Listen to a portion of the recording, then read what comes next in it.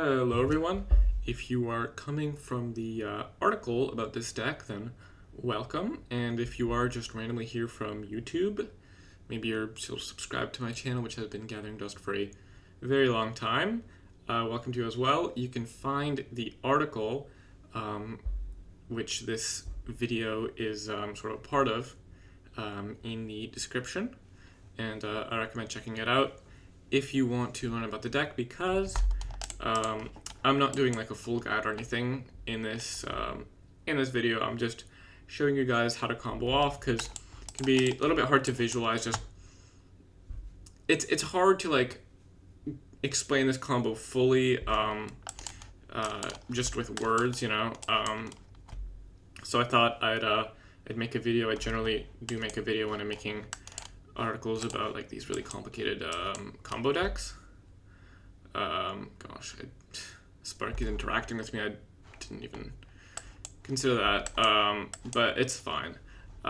So I'm just going to be showing you guys like the mechanics of the different combos in this deck. Of course, I can't go through every single combo in this deck. There's just too many different like variations, different ways you can combo, but I can sort of like go over the main ones. So here, this wasn't really a hand that could just instantly win the game. I don't have access to Kethis, and I chumped away my Diligent Excavator stupidly earlier for no reason. But the nice part about this deck, there's a Kethis, is that it could just play a little bit of a slower game, you know, sort of slow the opponent down with Teferi and chump blockers and whatnot. That being said, if I still had the Diligent Excavator, I would be able to win here. Oh, and one thing to note, Teferi is 3 mana here. It's nerfed in Historic, so when you're actually playing the deck out on the ladder, it'll be 4 mana. But I'm just going to ignore that for now, because it's not super important. So what I can do here is, I don't have a source of self-mill, because I only have a single Emery. So once I play Kethis, I won't have a second Emery to Legend Rule and to be able to mill myself with Kethis. But what I can do is I can use Emery to get myself a little bit of value here. I can use it to recast the Chromatic Sphere. But actually, we did just hit exactly what we were looking for. So I'm going to go ahead and just activate Wishclaw Talisman. And I'm going to go ahead and find a second Emery.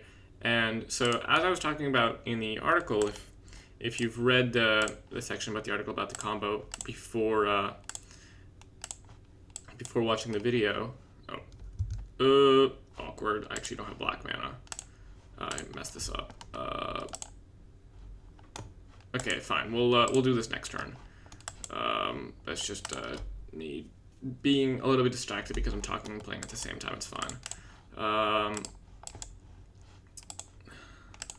Let's just pass the turn here.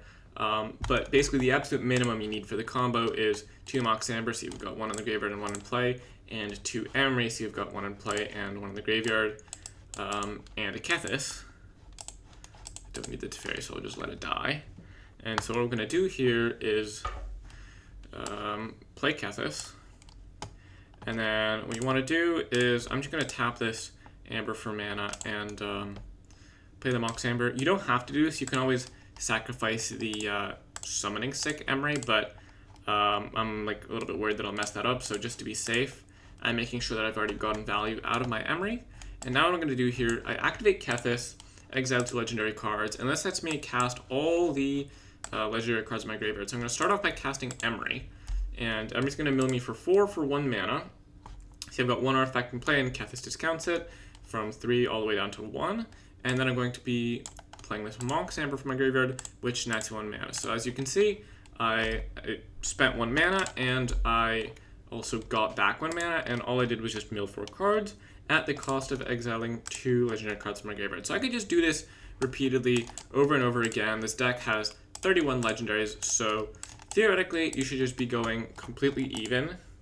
And then eventually, once we hit what we need, we're going to be able to actually start going up cards in graveyard and going up mana. But for now, we're just doing the loop, blah, blah, blah, blah. And how it works is I'm legend ruling these cards back into my graveyard and then activating Kethis to recast them over and over again. And now it seems we hit what we needed. So what we hit, in fact, is a second Mox Amber. So now we can play Emery, mill ourselves for another 4, but we can actually go ahead and play Mox Amber number 1, tap up for mana, and then also Mox Amber number 2 and tap up for mana. And this means that now we're milling 4 cards, getting back 4 cards, yada yada yada, but we're actually going up a mana. So now every time I do this, I'm gaining a mana. As you can see, I'm now up to 5 blue mana floating. I had less than that before, and now we're just going to keep doing this until we hit a second Emery. And now this guarantees that we won't fizzle because we can take all these extra Emerys and spend all our mana that we had left over from the third Mox Amber. You need 3 because you're always going to have 1 in play. And so if you have 3 total, you have 2 in the graveyard, then you can cast 2 every time you activate Kethis. And when you're casting 1, you're just going even. When you're casting 2, then you're actually gaining an advantage. You're going up mana, you're going up cards in graveyard, which then you can convert into mana with Mox Amber. And so now we've gone through pretty much our entire deck. I'm just going to go ahead and exile 2 random cards. It doesn't matter. Play Mox Amber here to have enough mana. Emery one last time. Now I've got no cards in deck, and now I can play Jace, Wielder of Mysteries, and win the game. So, as you saw there, I started off with just a Kethis, 2 Emerys, and 2 Mox Ambers. That's the absolute minimum you need to combo off, but as you can see there, I needed to hit specific cards. I needed to hit another Emery and another Mox Amber, and had I just milled a bunch of lands and not been able to, had I like gotten unlucky and hit a streak of like lands or whatever, which aren't legendary, or like specifically non-legendary lands, I guess this deck does have legendary lands, but had I hit a streak of non-legendaries and just run out of gas and not been able to keep activating Kethis, I would have lost there. But instead what happened is that it's pretty likely that doesn't happen because about half this deck is legendaries. You're milling 4 cards, you need to exile 2 legendaries. So on average, you should be going like just on par, eventually I hit the second Mox Amber, and that let me start generating mana. And then once I hit the second Emery, I could turn that mana to extra cards in my graveyard. That way, I was guaranteed to not deck. And if I didn't like already start the turn with a bunch of extra mana, I would have been able to, once I decked out, stop casting Emerys from my graveyard. I would have just been casting Mox Amber, sacrifice Mox Amber to Legendary Rule, sacrifice Mox Amber to Legendary Rule, then activate Kethis, cast 2 more Mox Ambers. I would have had leftover cards in my graveyard to exile to Kethis because of all the Emerys I was casting, and that would have given me enough mana to cast Jace, Wielder of Mysteries, and win. So that's just the basic, the Kethis combo, which existed even before Displacer Kitten found its way into the deck, and that's been the premise of the deck this whole time. Now, one key thing that was missing from there is Diligent Excavator, and so I'm hoping that my draws pan out so that I can show you how the combo works out with Diligent Excavator, and also how the Displacer Kitten combo works out. So actually here we're closer to the Displacer Kitten combo because I've got Teferi and Displacer Kitten, and what I need is Teferi, Displacer Kitten, and a Mox Amber to actually pull off the combo. So if we hit one of those, I'll be able to show that part of the deck off. And that's the thing. Kethis combo, it requires a lot of setup. You need Kethis in play, you need multiple Emerys, multiple Mox Ambers, cards in graveyard, mana, blah, blah, blah. But with the Displacer Kitten combo, as I'll hopefully show you in a second, all you really need, Teferi in play, Displacer Kitten, Mox Amber, bam, you just win. And you can do it relatively out of nowhere, and then sometimes your opponent will even just ignore your Displacer Kitten or Teferi, thinking it's not a threat, so you can even get them that way. Now here what I'm going to do, see, I was playing in Sparky so that people wouldn't interact with me, so that I'd just be able to show how to combo, but Sparky goes ahead and casts a murder, so that's fine, I guess. But it's fine because you can always turn Lazov into Displacer Kitten. What I'm going to do here, I'm just going to play Teferi, Chromatic Sphere, try to draw a Mox Amber here. Oh, there we go. Okay, so we've got the combo next turn. That's perfect. All right, so hopefully Sparky doesn't have any more removal spells, and I should be able to show you exactly how this works. All right, perfect. So now I'm just gonna untap, pay 4, 1, 2, 3, 4, because there's always a broken card, and turn it into a Displacer Kitten. And so basically, ignore the whole Lazov text. Basically, whenever you cast an out-of-your spell, exile up to one target non-land permanent you control, then return that card to the battlefield under its owner's control. So now, actually, I can't combo off yet because I've got no non-creature spell to trigger Displacer Kitten, and Teferi is on 2 loyalty only because I ticked down last turn, so I can't tick down and bounce the Mox Amber to my hand. But luckily, we've got an Emery in play, so I'm just going to go ahead and sacrifice this Chromatic Sphere and then use Emery to recast it. And this way we can flicker. That's something to watch out for. If you're not careful, you can end up in a position where you've got all 3 pieces in play, but Teferi's not enough loyalty. You don't have anything to start the loop. But luckily that didn't happen in this case. And now what we're going to do, we're going to tap the Mox Amber for mana and just bounce it back to our hand. And we reset the Teferi there. We flickered it with this Displacer Kitten, and we're going to do it the same again. And this means that Teferi comes back with 4 loyalty. Starting amount of loyalty, I guess, is rebalanced in Historic. So realistically, it'll be 5 mana, or 5 loyalty. But it doesn't matter still. What we're going to do is just keep flickering Teferi, tapping Mox Amber for mana, blah, blah, blah. And so every time we do this, we go up a mana and up a card in hand. We just get to draw a card each time. And we're going to keep doing this until we hit a Geas Wielder of Mysteries. And at that point, we can just go through our whole deck and win the game. Or at some point, we'll hit a Diligent Excavator. And we can just use the Diligent Excavator to turn all these cast Mox Ambers into triggers that mill the opponent, and then just pass the turn and they'll die in their upkeep. So that's I'm not gonna make you sit through all that because that combo is just completely repetitive and takes a little bit longer than the Kethis combo generally does, because you need to it takes a lot of clicks. You need to get through a whole library only drawing 1 card at a time without a Diligent Excavator in play. But yeah, that's basically the Displacer Kitten Teferi combo. Now you can do a similar thing with Tamiyo, where instead of bouncing Mox Amber back to your hand, you're actually recurring it from the graveyard. And I went over exactly how you do that in the article, but I'm not gonna really bother showing that here. I just want to show the skeleton combos here, and then you can go off and figure out the intricacies on your own. And that's a big part about learning how to play this deck. I cannot possibly go over every single possible way you can go infinite, because a lot of them will just be variations. You add a certain piece into the combo and then it changes a little, and that's something the best way you get better at it is just going out and playing games with the deck and sort of experiencing it, seeing how it all shakes out. My intention with the video is just to show you the mechanics of the combo, and really everything that I went over the article is the same thing.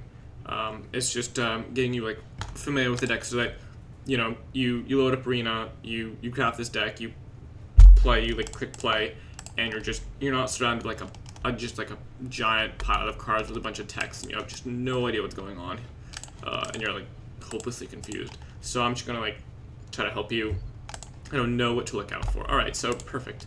We're just gonna turn Lazov into Kethis, and I'm gonna go ahead and play Wishclaw Talisman. I guess I needed black mana. I could have definitely tapped in a way where I didn't need to sack that Chromatic Sphere, but it's all right. I actually want to show off this combo with Diligent Excavator in play and show you guys how Diligent Excavator just makes this much more deterministic. You're much more likely to not to fizzle if you've got the Diligent Excavator in play, because you get to mill yourself a lot more. So it's possible that here I've got 1 Mox Amber, no Emerys, but I'm going to get to play Diligent Excavator and I have some mana. So it's possible that I just mill all my pieces and be able to combo this turn. So we'll see if that's the case. I'm gonna go ahead and take up Jace. See if I can hit what I need. Oh, no, that's a Displacer Kitten, which, not the right combo. So I'm just gonna go ahead and play Filled with the Lost, and you can see Filled with it mills me for 2, and I get to draw a card, so we hit an Emery there, and perfect, we hit a Mox Amber. So now I'm gonna play Mox Amber, mill myself for 2 more, and, you know, I know generally before activating Kethis for the very first time, you want to mill as many cards as you possibly can, and this is because you get to then just have access to more cards. You don't have to like activate Kethis again to miss those cards. Say if you like mill over an extra Mox Amber, if you had activated Kethis, then cast your card from hand and milled over the Mox Amber, I wouldn't be able to just cast it right now. I would have had to activate Lazav again, because Lazav only counts cards that were in the graveyard before you activated the ability. But now what we're going to do, go ahead, cast Mox Amber, mill, and there we go, we've got the combo. And as you can see, with Displacer Excavator out, we're milling ourselves so much. We're already halfway through our deck, and we get to play Emery here, and then we can go ahead and activate Lazav again. I'm going to exile 2 legendaries, whatever. And now you see we milled over an Emery. So now we play Mox Amber, and we mill ourselves for 2, and then we tap it for mana, and we play Emery, and we mill ourselves for 2. But as you can see, not only are we milling ourselves for 4 with 0 mana, you know, we're playing Mox Amber and then Emery, but we're also milling ourselves for 4 extra off the 2 Displacer Excavator triggers, and this means we're going to get through our library really fast, and we have a bunch of leftover cards in graveyard to produce mana to win with Jace. So, I mean, we already have Jace in play, but assuming you didn't already have Jace in play, you would need these extra cards to use to Legend Rule a bunch of Mox Ambers and get the mana to cast Jace from graveyard. So now, as you can see, this combo takes a lot less time when you've got a Displacer Excavator in play, because you get to just mill yourself for a ton, and if, say, my opponent had exiled my Jace, I'd be able to go ahead and just mill them.